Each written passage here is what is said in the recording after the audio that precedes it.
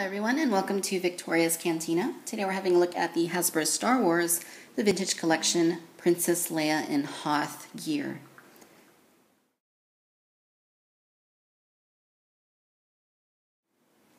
Alright, so this is one of my favorite Princess Leia figures that Hasbro has come out with.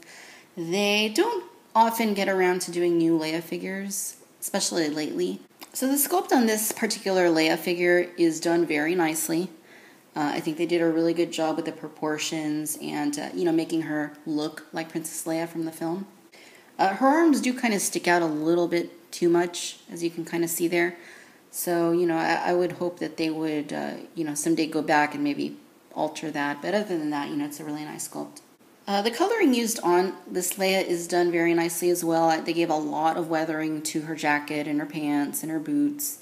If anything, I would say maybe it's a little bit overdone, but, it doesn't look bad by any means. Give you a close-up of her head. As you can see, the sculpt is done very nicely. It really looks like Leia. I think this is one of the better instances of them sculpting a Leia figure that actually looks like her. But that being said, it's not a perfect likeness. There is room for improvement. The paint, her face looks a little bit washed out. I think she's too pale. I think the lips are also a little bit too deep of a red color. But she is painted very nicely, as you can see. There's even a little bit of a brown color that goes around her eyes. Very even and nicely done paint, and it's too bad they can't paint this well on every figure they do. The hair is also very nicely done. It's like a dark brown color, and there is a bit of highlighting on it. You can see some lighter brown streaks in there. Again, the outfit is very nice. I really like what they did with her jacket and her pants and all. I think they did go a little bit overboard, making it look dirty. It doesn't look bad again, but it's a little bit much, particularly in the pants area. But it is a really good sculpt. The boots, are really nice. Paintwork is really nicely done. In terms of articulation, Leia has a ball hinge here at the head, and you get a really nice range of movement.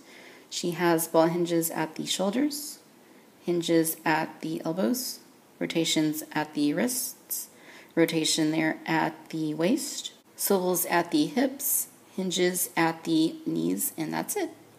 Leia's jacket is also, it seems like you can remove it. I've never tried. I wouldn't want to damage the figure or stretch out the jacket. But, it's nice that they created it as a separate piece, to make the figure look more layered. For accessories, Leia gets a Rebel Trooper styled blaster, and it's a very nicely done blaster. Painted nicely black, and then the silver looks really good. The thing of it is that it's a little bit large for her. She can't really hold it in her right hand. As you can see, it's just, it's too wide there at the handle.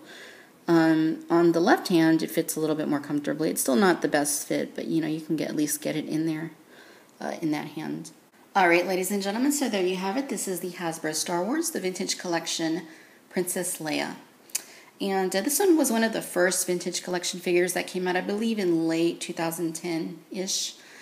She was definitely one of the first ones that I picked up out of this series, and I've always really liked her. Like I said, she's one of my favorite Princess Leia figures, and I think Hasbro did a really nice job with her.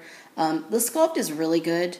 The paintwork is nicely done. Again, I think, if anything, the paint is a little overdone with the outfit, and I think that the facial paint's a little bit too pale. But it looks good. It's painted very nicely. And, it's articulated nicely. The gun is nice looking. So, all in all, I think this is one of the better Leia figures that Hasbro has done.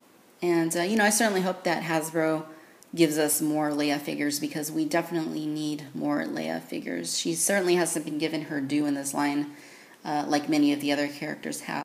Hopefully that's something we'll continue to see between now and the time that Episode 7 comes out, since, of course, she'll be one of the characters in that film.